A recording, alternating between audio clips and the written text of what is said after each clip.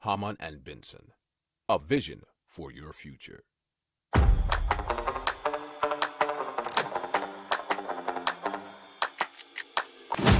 Économie, tech et innovation, hydrogène, énergie. Le journal des stratèges. Présenté par Boris Kalt. Bonjour à tous et bienvenue dans le journal des stratèges consacré aujourd'hui à l'hydrogène. Au sommaire, on va vous parler d'un pipeline chinois, du premier train à hydrogène en France, d'une parabole qui produit de l'hydrogène et de chauffage à l'hydrogène qui se démocratise aux Pays-Bas. Vous écoutez le journal des stratèges numéro 358 et ça commence tout de suite. Hamann and Benson. Le journal des stratèges. Et donc on commence avec le groupe Sinopec, qui est un groupe chinois qui a développé un gigantesque projet de pipeline qui permet de transformer, d'abord de le transporter, de l'hydrogène vert du Langkab qui se trouve en Mongolie à l'intérieur et jusqu'à Pékin. Donc c'est une longueur de 400 km. Il permettra de transporter jusqu'à 100 000 tonnes d'hydrogène par an, avec une phase d'amorçage, avec une capacité à terme qui pourra atteindre 500 000 tonnes, nous dit h2mobile.fr. Alors pour l'heure, le calendrier de mise en place n'est pas connu. Et le président de Sinopec a expliqué que l'hydrogène servira principalement à remplacer l'hydrogène gris qui est utilisé dans la région de Pékin. Hamann and Benson. Le journal des stratèges. Alors le premier train à hydrogène d'Alstom en France destiné à l'exploitation commerciale sera testé sur la ligne de Montrégeau à Luchon en Occitanie. Donc, alors les travaux devraient être achevés d'ici juin 2024, nous dit la tribune.fr. Alors la région Occitanie prévoit d'investir 800 millions d'euros dans le projet. Alors Alstom a reçu des commandes pour 14 rames bimode électriques et à hydrogène de la part de 4 autres conseils régionaux français pour un montant de 231 millions d'euros. Alors il y a la région apparemment Grand Est, Auvergne-Rhône-Alpes, Bourgogne et Franche-Comté. Alors chaque rame pourra contenir jusqu'à 160 kg d'hydrogène stocké dans des réservoirs à haute pression.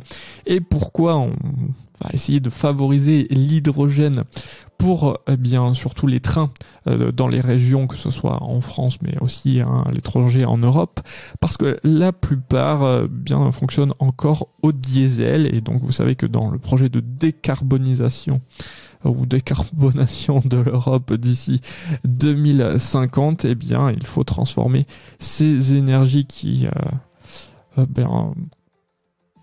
sont productrices de CO2 et pour les remplacer par des énergies qu'on dira plus vertes ou plus propres. Hamann and Benson. Le journal des stratèges. Alors, des scientifiques de l'EFPL, qui est l'école polytechnique fédérale de Lausanne, ont développé un nouveau réacteur fonctionnant à l'énergie solaire, nous dit fraise-de-zone.org.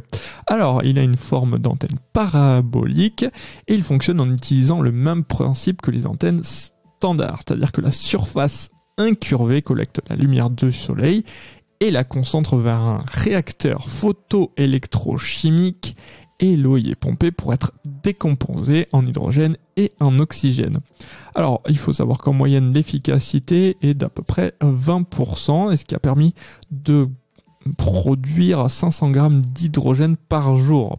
Alors, cette quantité d'hydrogène produite permettrait sur une année d'alimenter un véhicule et demi à hydrogène conduit sur une distance moyenne, et cette quantité permettrait aussi de satisfaire la moitié des besoins d'électricité d'un foyer de 4 personnes, donc la moitié, c'est quand même beaucoup. Donc très intéressante découverte.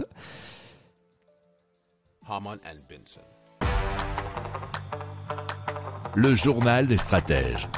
Et donc on part aux Pays-Bas, dans la ville de Lochem, qui a été l'une des villes pionnière dans l'utilisation de l'hydrogène pour le chauffage.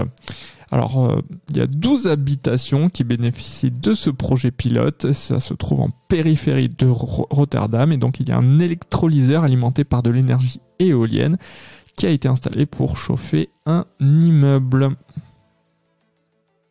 Et c'était une information qui nous était parvenue par france-tv-info.fr. Hamann and Benson. Le journal des stratèges. Voilà, c'est terminé pour aujourd'hui. Je vous souhaite une excellente fin de journée. Je vous dis à très très vite pour plus d'infos. Ciao ciao.